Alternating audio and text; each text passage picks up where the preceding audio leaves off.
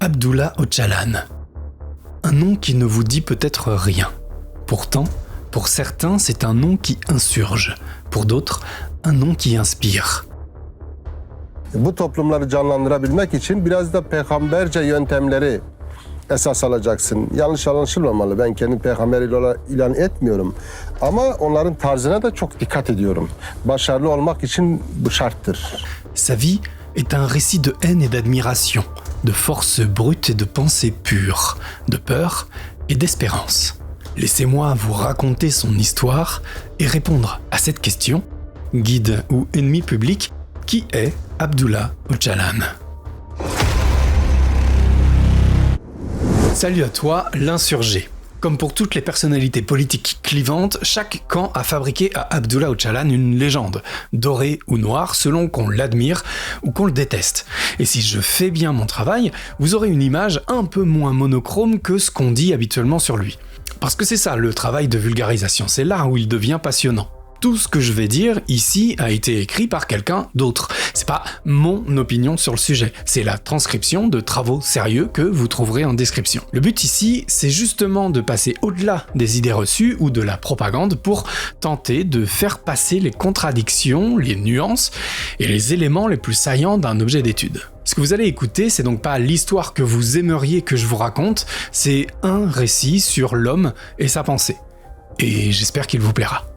Abdullah Öcalan naît en 1949 dans le sud-est de la Turquie d'une mère kurde. Mais son attrait pour cette identité arrivera plus tard. Mais pour tout dire, on n'a vraiment pas beaucoup d'éléments sur cette période de sa vie. Jeune homme, il devient étudiant en droit, puis en sciences politiques à Ankara. C'est là que son intérêt pour le sujet va commencer. Mais de manière un peu confuse. Il est dans un premier temps séduit par l'extrême droite et les écrits de Necip Fazil Kısakürek, un auteur ouvertement antisémite. Puis il s'intéresse et s'identifie à la cause kurde grâce à la résistance menée par Mustafa Barzani, le leader kurde du moment en Irak, à la fin des années 60. Au début de cet affrontement, je l'ai raconté dans cette vidéo sur l'histoire kurde, Barzani est plutôt proche des mouvements de gauche. Ça changera dans les années qui suivent, mais c'est peut-être ce qui a participé à convaincre Öcalan de changer de bord politique en s'intéressant au socialisme et aux idées de gauche. Puis, en Turquie, le coup d'État de 1971 arrive dans un contexte d'affrontement violent entre extrême droite et extrême gauche. Öcalan, lui, intègre une organisation étudiante marxiste-léniniste et est arrêté lors d'une manifestation.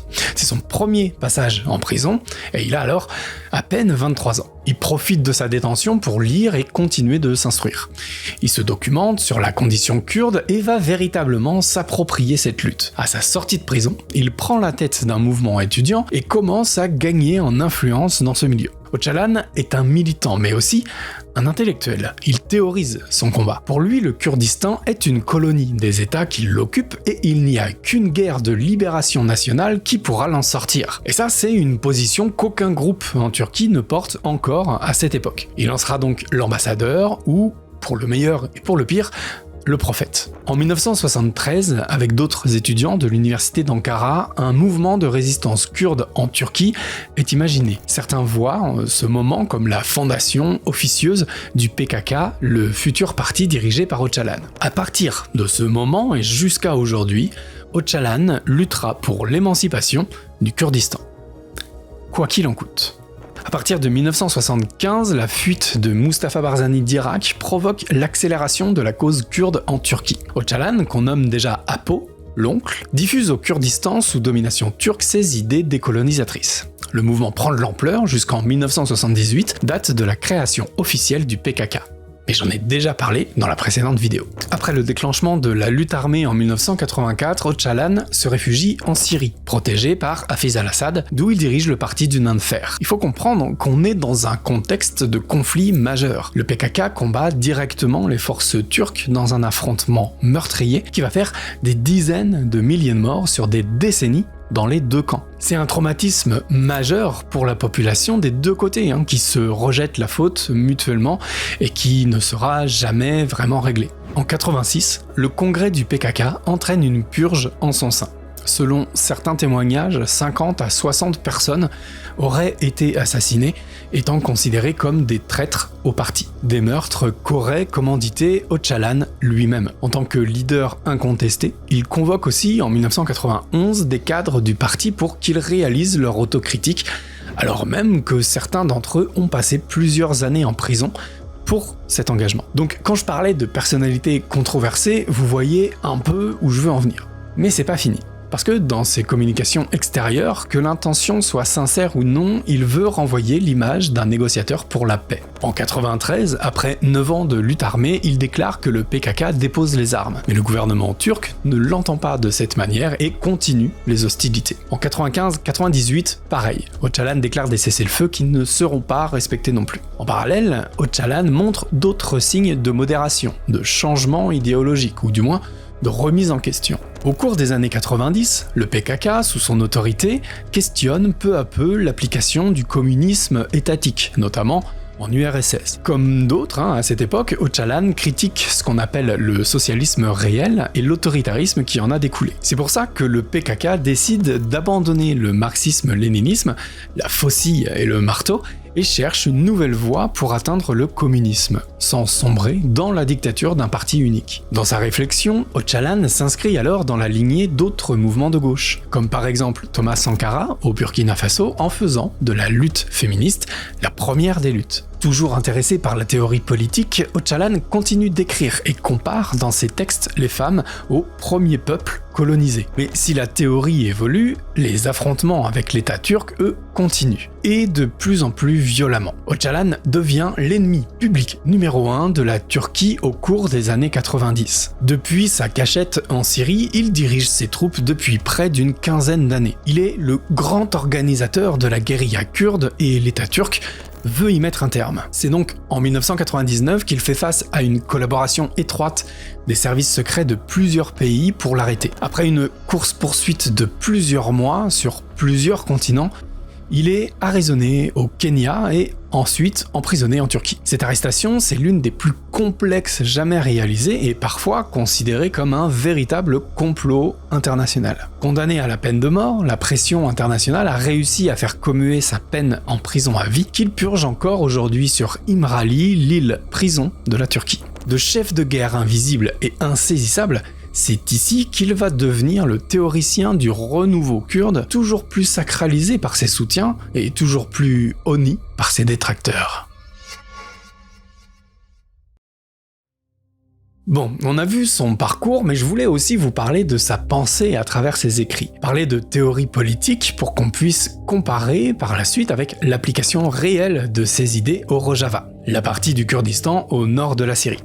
Donc, c'est lors de son séjour en prison qu'il prend connaissance des écrits de Murray Bookchin, théoricien anarchiste américain, promoteur de l'écologie sociale et du municipalisme libertaire. Vous inquiétez pas, on va voir ce que ça signifie. Et Öcalan est si transporté par les thèses de l'américain qu'il lui adresse un courrier en se présentant comme son élève prêt à recevoir son enseignement. Mais Bookchin est physiquement diminué et meurt en 2006 sans avoir pu se déplacer. Il a quand même eu le temps de souhaiter que ses idées vivent à travers le peuple kurde. Depuis sa rencontre avec les idées de Bookchin et dans la lignée de son évolution idéologique depuis l'effondrement soviétique, Öcalan dit rejeter tous les courants centralisant le pouvoir. Il affirme vouloir mettre en place une réelle démocratie par le bas, en opposition avec la modernité capitaliste et ses inégalités. Ce que Öcalan appelle de ses vœux, c'est la modernité démocratique. Une troisième voie, émancipée de la concurrence pipée de tous les individus entre eux et de l'autorité implacable d'un gouvernement central. Et cette modernité passe par une idée forte, le rejet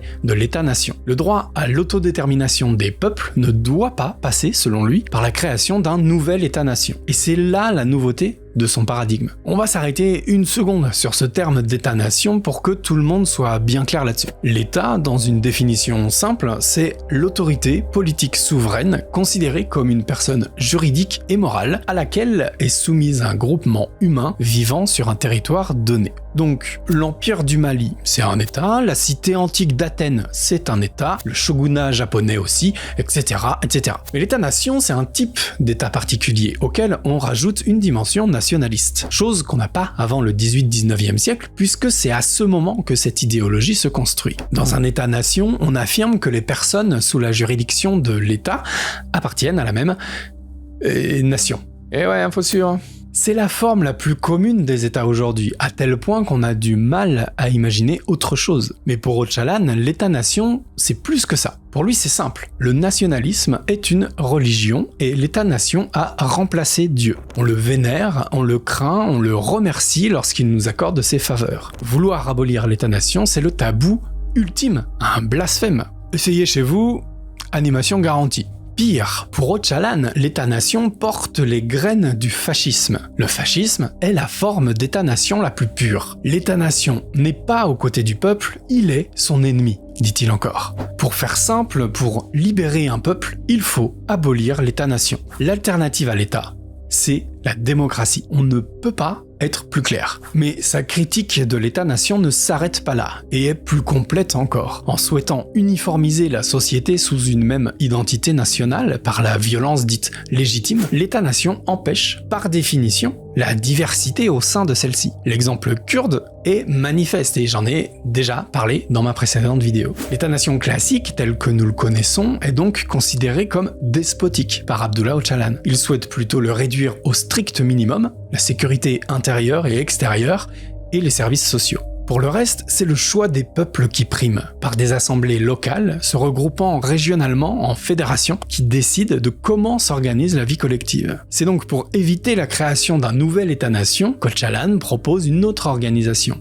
le confédéralisme démocratique, la démocratie sans État. Les deux entités sont bien opposées. Là où l'État use de la violence et de la coercition pour faire respecter son ordre, la démocratie défendue par Öcalan repose sur la participation volontaire. L'État administre un territoire pour son développement, alors que la démocratie gouverne par et pour le bien de son peuple. Les deux visions sont fondamentalement opposées. Mais Öcalan voit plus loin. Puisqu'il rejette la légitimité des États-nations, il rejette aussi les Nations Unies et propose de bâtir à la place une confédération démocratique mondiale avec toutes les sociétés démocratiques, au sens où il l'entend, qui se construiraient aux quatre coins de la Terre. Mais bon, pour autant, il n'en décrit pas le fonctionnement précis et il dit faire confiance à la société pour s'organiser elle-même sans rien figer. De la même manière que pour la société démocratique, c'est une construction qui ne sera jamais achevée, un processus en cours. Et en ça, il rejoint l'idée du mouvement zapatiste du Chiapas mexicain, à laquelle on l'associe souvent, de ne jamais se fixer sur une structure et de laisser la libre organisation politique entre les mains des concernés. Et c'est bien pour ça qu'on relie souvent les deux mouvements, bien qu'ils soient, dans la pratique, assez différents. Et puis, il y a la question du sexisme. Puisque les États-nations se préoccupent par définition de leur survie et de leur développement, alors ils considèrent les femmes comme des ressources. De par leurs conditions biologiques à donner la vie, elles créent de la main-d'œuvre pour cet État. L'État-nation et la vision du patriarcat sur le corps des femmes sont donc intimement liés. Il ne peut alors y avoir de révolution souhaitant abolir l'État-nation sans souhaiter dans le même temps d'abolir le patriarcat. La révolution est féministe ou n'est pas. C'est ici qu'intervient la gynéologie. L'un des points les plus centraux de la pensée révolutionnaire d'Öcalan et de son mouvement est pensé pour libérer la société du patriarcat. Rien de moins que ça. La gynéologie, littéralement la science des femmes, regroupe à la fois les enseignements de différentes disciplines comme l'histoire, la littérature ou l'écologie, mais aussi une philosophie révolutionnaire et décoloniale, ainsi qu'une approche du féminisme propre aux Kurdes. Si Öcalan promeut la gynéologie, il faut garder à l'esprit que cet ensemble de pratiques et d'enseignements a largement été théorisé par Sakin Kansiz, cofondatrice du PKK, et assassinée en France en 2013 par un nationaliste turc. Dans ses écrits, Öcalan considère qu'au sein d'une société patriarcale, les femmes ont développé plus d'empathie et d'éthique que les hommes. Elles seraient alors plus à même d'étudier et d'enseigner ces valeurs entre elles, mais aussi et surtout aux hommes qui se doivent de les écouter. Le slogan « Jin Jihan Azadi, femme, vie, liberté » qui s'est démocratisé lors des révoltes iraniennes de 2022 s'inscrit complètement dans cette philosophie. La révolution de la femme est une révolution au sein d'une révolution. Plus encore, c'est par l'émancipation des femmes que viendra la révolution. En quelque sorte, et ça se retrouve dans plusieurs de ces textes, les femmes ont remplacé le prolétariat comme moteur de la révolution. Et c'est pour ça que je parle d'abandon de la lutte des classes dans la pensée d'Öcalan, pour être remplacé par une nouvelle forme de lutte qu'on pourrait éventuellement qualifier de plus identitaire ou communautaire. Et bon, là vraiment je mets des guillemets dans tout ça parce que ces mots peuvent avoir d'autres interprétations dans d'autres contextes. Donc voilà, je reste prudent sur leur utilisation. Mais vous avez compris. Mais la réflexion d'Öcalan ne se limite pas à l'émancipation des femmes. Sans liberté individuelle, il ne peut y avoir de liberté pour la société. De même qu'un individu ne peut être libre si la société à laquelle il appartient ne l'est pas. Au sein d'un État-nation, tous les individus ne sont qu'une ressource humaine, donc un esclave moderne dont les chaînes sont le salaire et son emploi associé. Qu'elles choisissent d'abandonner le salariat et c'est quasiment la mort assurée. N'en déplaise aux adorateurs de l'entrepreneuriat et du développement personnel. Des os, pas des os. Un individu au sein de l'État-nation n'est donc pas libre, malgré les discours qu'on peut y entendre sur les libertés individuelles. Au contraire, pour Öcalan, c'est seulement au sein d'une nation démocratique, donc l'opposé de l'État-nation, que l'individu peut se libérer et s'émanciper en participant lui-même à bâtir son environnement et son bien-être. C'est là qu'on se heurte à l'organisation économique souhaitée par Öcalan et sa position face au capitalisme. Alors déjà, ça n'est pas au centre des écrits que j'ai pu lire. Alors, j'ai pas tout lu, évidemment, donc j'ai pu passer à côté de quelque chose qui me contredira. Plus précisément, c'est qu'on n'y trouvera pas tant de réflexions théoriques sur le capitalisme en tant qu'organisation économique et sur la manière de l'abattre ou de s'organiser autrement. Pour autant, la position d'Öcalan reste celle d'un socialisme démocratique, par opposition au socialisme réel mené par un gouvernement autoritaire qu'il ait été russe, chinois ou nord-coréen, je le rappelle. Un modèle de société écologique est par essence socialiste. Il serait illusoire de croire en la préservation de la nature dans un système capitaliste. Öcalan se présente donc clairement comme anticapitaliste et écologiste, se rappelant des enseignements de son maître à penser, Murray Bookchin. Bon, mais concrètement, comment on peut décrire l'organisation que défend Öcalan ? La fameuse modernité démocratique qu'il veut mettre en place, c'est quoi ? Eh ben, si on part de sa critique de l'État-nation, on comprend que c'est l'uniformisation de la société que rejette Öcalan. Tout au contraire, donc, lui, il défend dans ses textes la reconnaissance de sa diversité. Hommes, femmes, musulmans, juifs, chrétiens, arabes, kurdes, druzes, agriculteurs, petits commerçants, etc., etc. Chaque personne a une identité différente et multiple. Et donc on part de là pour construire la vision d'une société nouvelle. Tant que nous ferons l'erreur de croire que les sociétés doivent être des entités homogènes et monolithiques, il nous sera difficile de comprendre le confédéralisme et de proposer un modèle où chaque groupe peut s'organiser démocratiquement. Chaque communauté, ethnie, culture peut ainsi s'organiser de manière autonome. Chacun de ces groupes peut alors se fédérer avec d'autres à un niveau plus global. On peut s'organiser d'abord dans sa rue ou son immeuble, puis se fédérer avec la rue voisine jusqu'au niveau de la ville, voire de la région.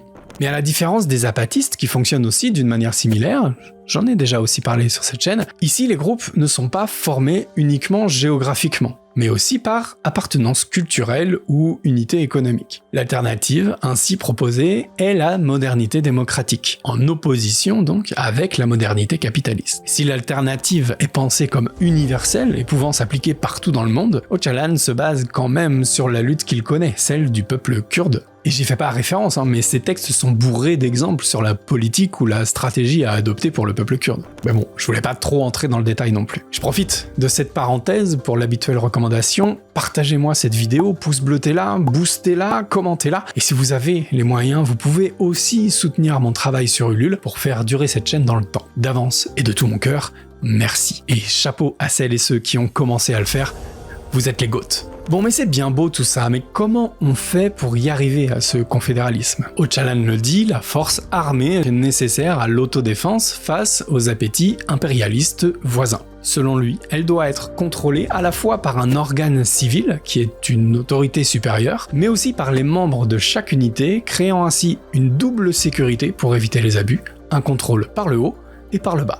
Bon, là, c'est clairement un point extrêmement controversé. La réalité du contrôle du territoire au Rojava par le PYD, le parti suivant la pensée d'Öcalan, est bien moins idéale que ce qu'écrit Öcalan. Voilà, sur le papier, et en très résumé, la vie et la pensée d'Öcalan. s'il est encore considéré comme terroriste par ses ennemis, qui ne manqueront pas de le faire savoir en commentaire, on peut pas nier qu'il a une vision, une pensée et une influence certaine. Maintenant, la question c'est, est-ce que c'est vraiment comme ça que ça se passe au Rojava? Quelles sont les différences entre la pensée communaliste théorisée par Öcalan et l'application réelle dans un territoire en guerre et avec une population pas toujours convaincue par les idées du leader kurde? Est-ce qu'on peut considérer le Rojava comme une utopie sur Terre, ou sommes-nous soumis à une propagande digne des pires régimes communistes? Cette fois, on y est. Promis, on va regarder ça en face, avec sérieux et sans hésitation. En se basant sur ce modèle kurde, posons-nous la question: comment sortir du capitalisme ?